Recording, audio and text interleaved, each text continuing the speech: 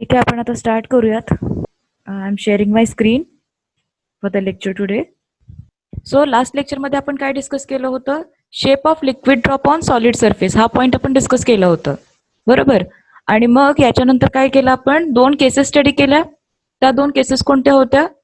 की जर T2 T1 पेक्षा कमी, T2 T1 पेक्षा जास्त आहे आणि या दोन्हींचा जो काही डिफरन्स आहे तो T3 पेक्षा कमी आहे. मग त्या केसमध्ये कॉस थिटा पॉझिटिव्ह आहे का निगेटिव्ह हे चेक केलं होतं. कॉस थिटाची व्हॅल्यू 1 पेक्षा कमी आहे का 1 पेक्षा जास्त आहे हे चेक केलं होतं. आणि त्याच्यावरून आपण काय सांगितलं होतं? अँगल ऑफ कॉन्टॅक्ट जो इथं अॅक्यूट आहे, तर मग त्या लिक्विडची वेटेबिलिटी काय असणार आहे हे आपण डिस्कस केलं होतं, बरोबर. सो हा फॉर्म्युला कसा डिराईव्ह केलेला ते सगळ्यांच्या लक्षात असेल.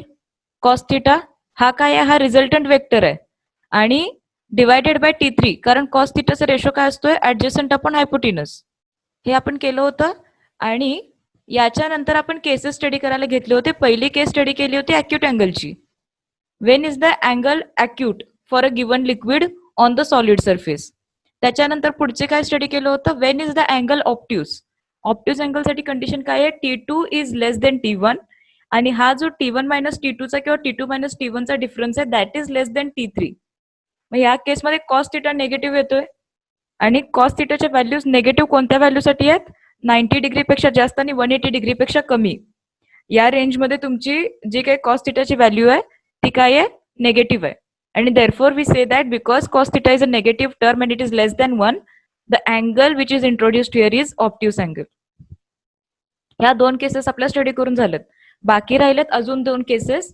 त्या केसेस आपण आजच्या लेक्चरमध्ये स्टडी करणार आहे. आजच्या लेक्चरमध्ये हे झाल्यानंतर आपण पुढे factors affecting angle of contact, factors affecting surface tension आणि if time allows we will study about access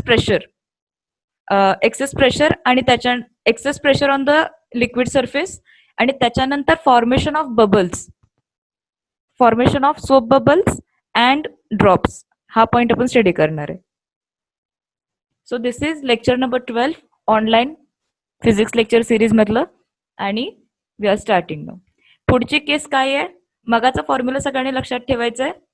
cos theta is equal to T2 minus T1 upon T3. आता त्याच्यामध्ये आपण काय करणार आहे? जर T2 minus T1 is equal to मी T3 घेतलं तर काय होणार आहे? न्यूमरेटर आपण न्यूमरेटर आणि डिनॉमिनेटर दोन्ही सेम होणार आहेत. मग cos theta is equal to 1 होणार, बरोबर. हा तुमचा न्यूमरेटर आहे, हा डिनॉमिनेटर आहे आणि मी काय करते? Numerator is equal to denominator म्हणते. त्या केसमध्ये cos theta is equal to 1 होणार आहे. कॉस थिटा 1 कधी असतो? cos theta is 1 when theta is equal to 0. So in that case your theta is going to be nearly equal to 0. त्या केसमध्ये theta nearly equal to 0 आहे. म्हणजे या केसमध्ये अँगल ऑफ कॉन्टॅक्ट काय असणार आहे? 0 असणार आहे angle of contact. And if angle of contact is 0, what does that mean? That means that liquid is going to wet the surface completely. बरोबर?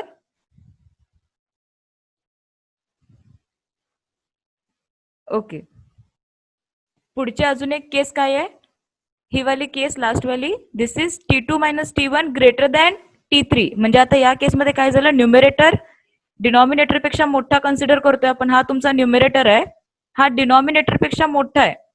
जर न्यूमरेटर डिनॉमिनेटर पेक्षा मोठा असेल तर तुमचं जे काही रिझल्टंट व्हॅल्यू येणार आहे ती 1 पेक्षा मोठी येणार आहे, बरोबर. म्हणजे फॉर एक्झाम्पल 4 डिवायडेड बाय 2 घेतलं मी. न्यूमरेटर मोठा घेतला, डिनॉमिनेटर छोटा घेतला. 4 डिवायडेड बाय 2. तुमचा आन्सर किती येणार आहे? 2 येणार आहे. पण मग आता मला काय माहितीये? Cos theta is never greater than 1. Cos थिटाची व्हॅल्यू कुठे कुठे व्हॅरी होतीये? -1, 0, +1. फक्त या रेंजमध्ये कॉस थिटा व्हॅरी होतोय. म्हणजे मग ही केस पॉसिबल आहे का? ही केस पॉसिबल नाहीये. Wien the value goes above 1, this case is not possible.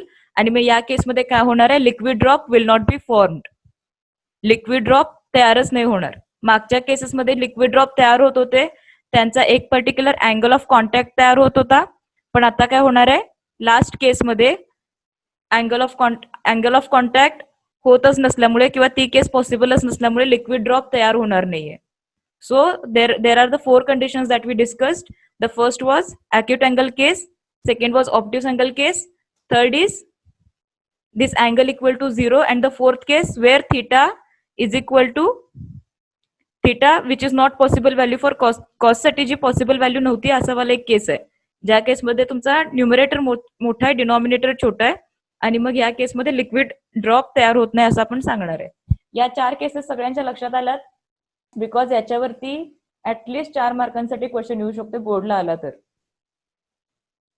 तिथे या केसेस तुम्हाला डिस्कस करायला लागणार आहेत. कॉस थिटाचे आधी इक्वेशन तुम्ही लिहून दाखवाल, त्याच्यानंतर तुम्ही ते इक्वेशन कशासाठी लिहाल, परत T1, T2 आणि T3च्या टर्म्स मध्ये त्याला रिझॉल्व्ह करून घ्याल, आणि ते केल्यानंतर तुम्ही काय करणार आहे, T2 minus T1 is equal to T3 cos theta असं एक इक्वेशन तुम्ही तयार करणार आहे. ते इक्वेशन तयार केल्यानंतर वेगळे वेगळे बबलचे किंवा ड्रॉपचे शेप्स तुम्ही काढाल, आणि तिथं प्रत्येकासमोर ही कंडिशन तुम्ही डिस्कस करणार आहे. लक्षात आले हा point? It's a 4 mark point, not easy, कारण 4 केसेस आहेत, प्रत्येकाला डायग्राम आहे. चला आपण आणखी एकदा डिस्कस करूयात.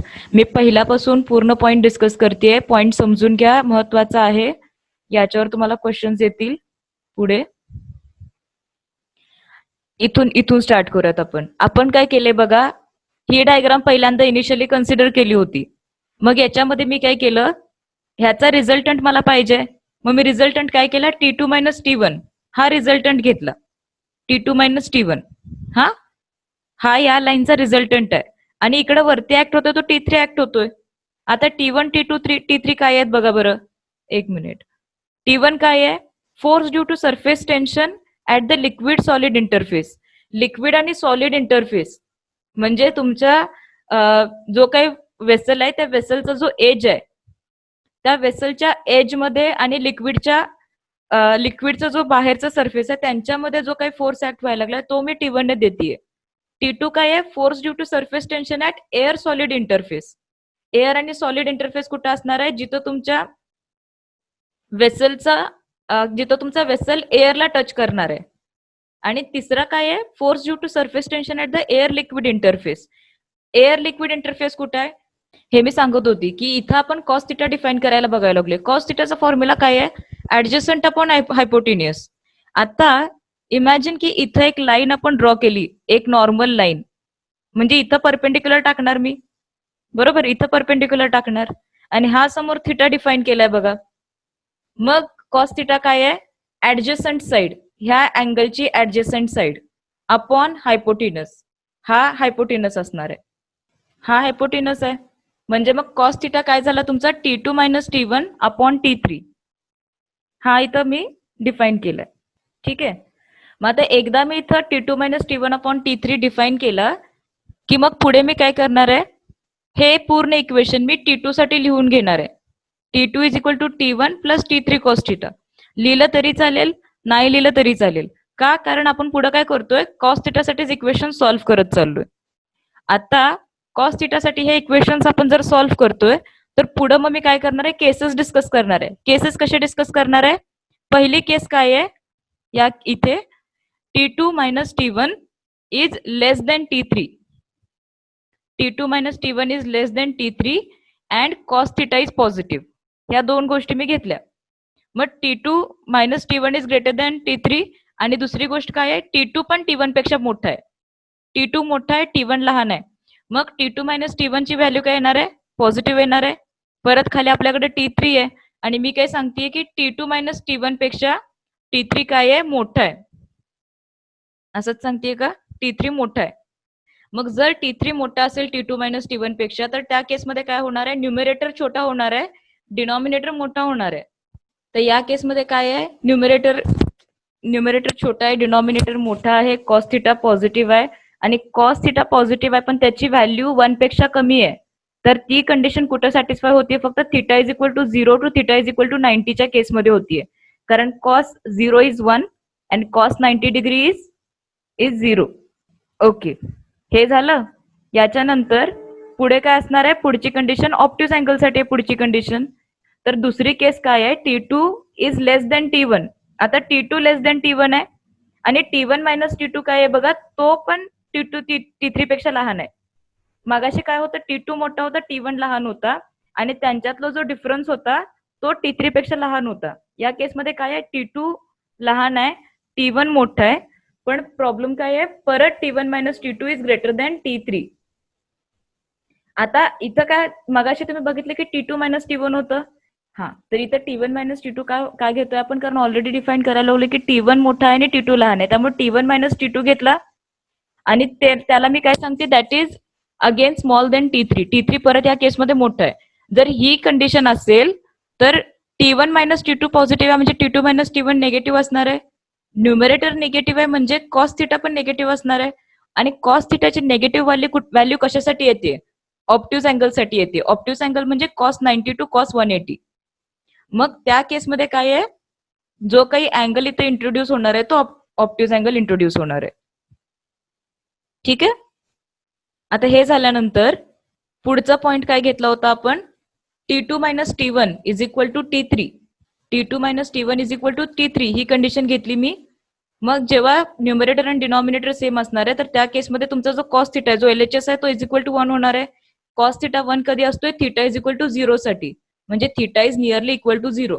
हे जर माझं सांगितलेलं लक्षात येत नसेल तर एक काम करा, तुम्हाला तो ट्रिग्नोमेट्रिक टेबल ड्रॉ करता येतोय की नाही, sine theta, cos theta, tan theta, तर तो टेबल ड्रॉ करून घ्या. त्याच्यामध्ये मी सांगते त्या व्हॅल्यूज क्रॉस चेक करून घ्या.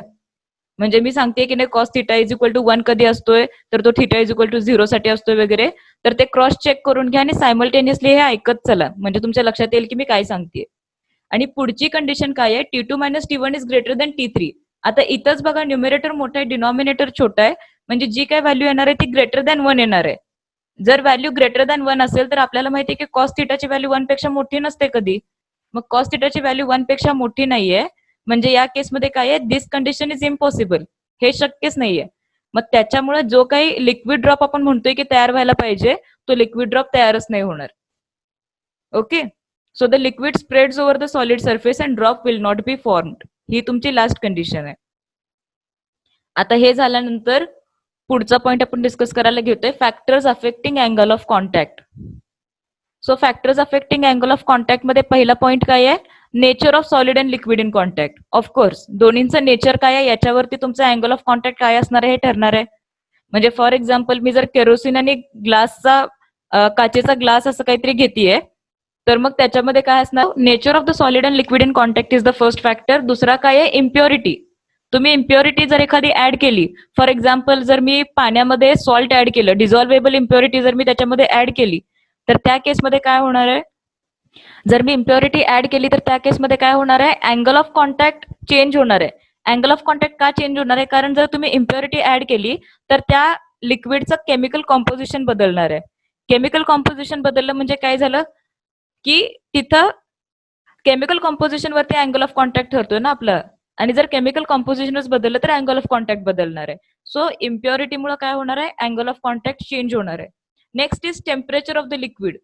जर तुम्ही टेम्परेचर वाढवलं लिक्विडचं तर त्या केसमध्ये काय होणार आहे? अँगल ऑफ कॉन्टॅक्ट डिक्रीज होणार आहे. म्हणजे जर ऑप्ट्यूज अँगल ऑफ कॉन्टॅक्ट असेल तर तो कमी कमी होऊन अॅक्यूट होणार आहे. अॅक्यूट असेल तर तो 0 होणार आहे. As given temperature, at given temperature the angle of contact remains constant. आता हे स्टेटमेंट जादा द्यायची गरज काय आहे?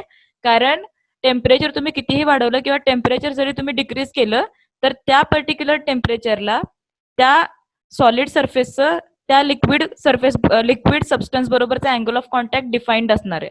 म्हणजे 50 डिग्रीजला ग्लासचा आणि वॉटरचा अँगल ऑफ कॉन्टॅक्ट फिक्स आहे, 40 डिग्रीजला फिक्स आहे, 30 डिग्रीजला फिक्स आहे. जर मी 0 डिग्री सेल्सिअसला जरी गेले तरी तिथं पण तो अँगल ऑफ कॉन्टॅक्ट फिक्स राहणार आहे.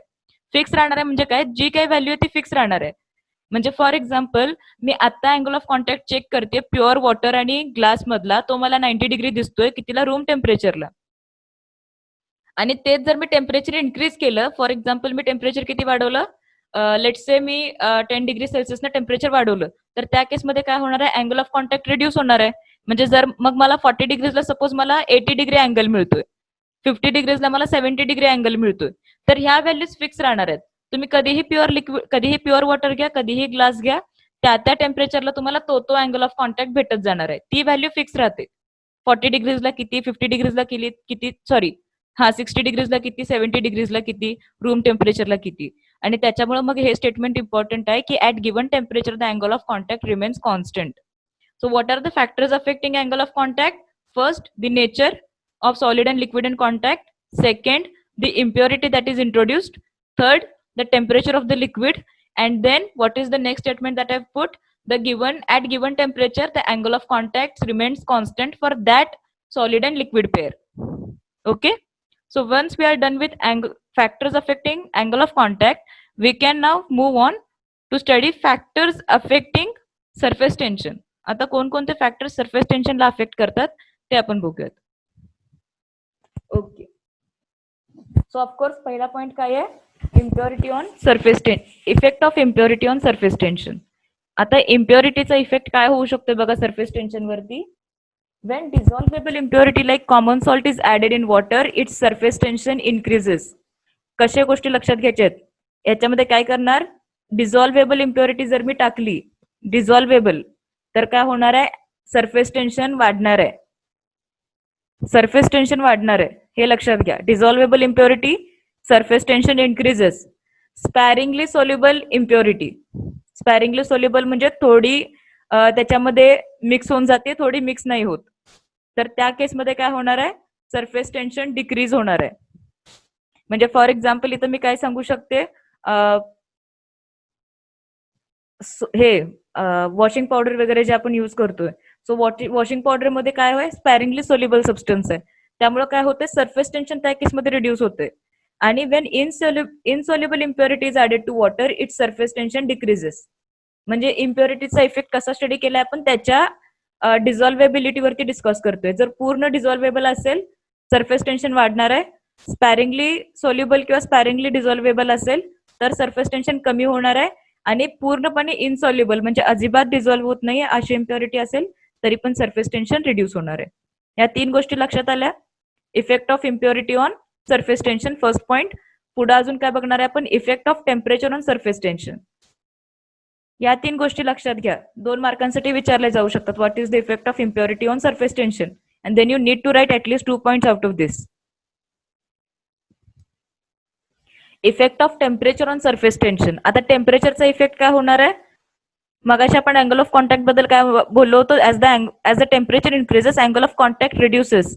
अँगल ऑफ कॉन्टॅक्ट कमी व्हायला लागलाय म्हणजे मग आता काय होणार आहे? सरफेस टेन्शन वाढणार आहे. अँगल ऑफ कॉन्टॅक्ट कमी व्हायला लागलाय म्हणजे मग इथं काय आहे?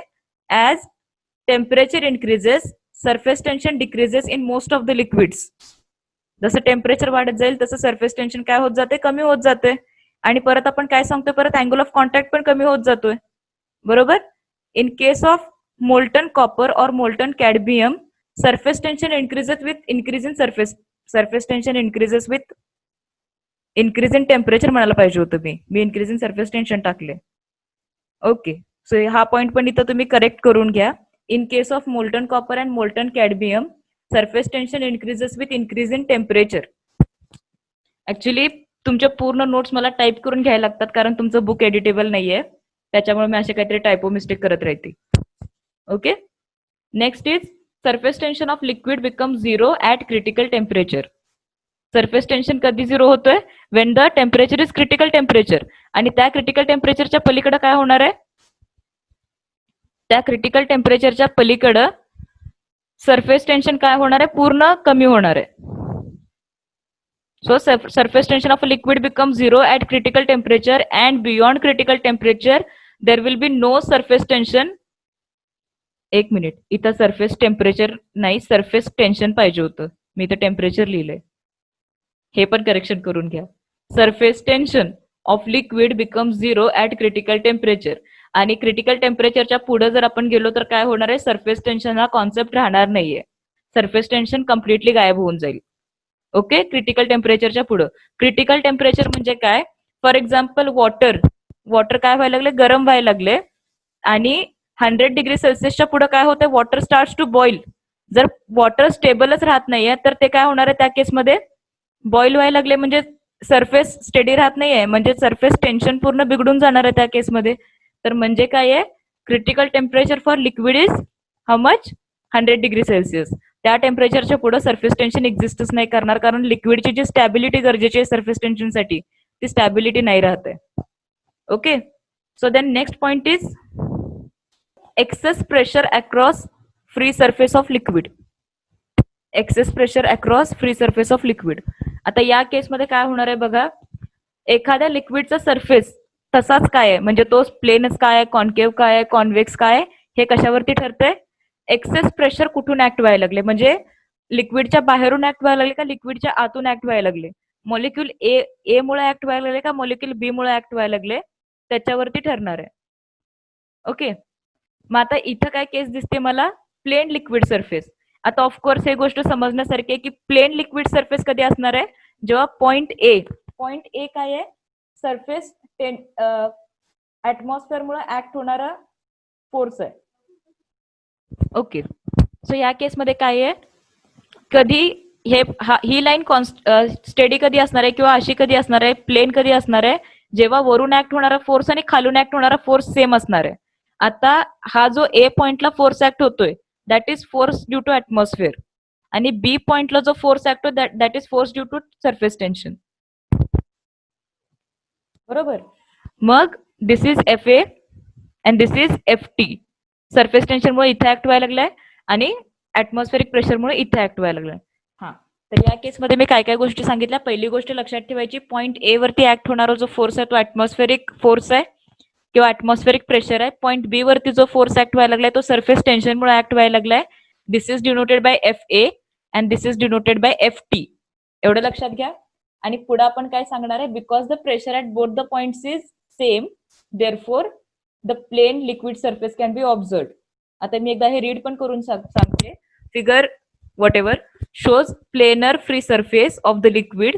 In this case, the resultant force due to surface tension Ft on the molecule at B is 0, and the force Fa itself decides the pressure, and the pressure at point A and B is the same. या केसमध्ये काय आहे? Pressure at point A and B is the same, and therefore I can see a plane surface of liquid. आता या केसमध्ये excess pressure act व्हायला लागले काय? नाही ऍक्ट व्हायला लागले. जे काही प्रेशर ऍक्ट व्हायला लागले ते दोन्हीकडे सेम ऍक्ट व्हायला लागले, म्हणून मग आपल्याला प्लेन सरफेस मिळतोय. मग अजून पुढचे दोन केसेस काय असू शकतात? एक तर मला कॉन्केव्ह सरफेस बघायला मिळेल किंवा मला कॉन्व्हेक्स सरफेस बघायला मिळेल.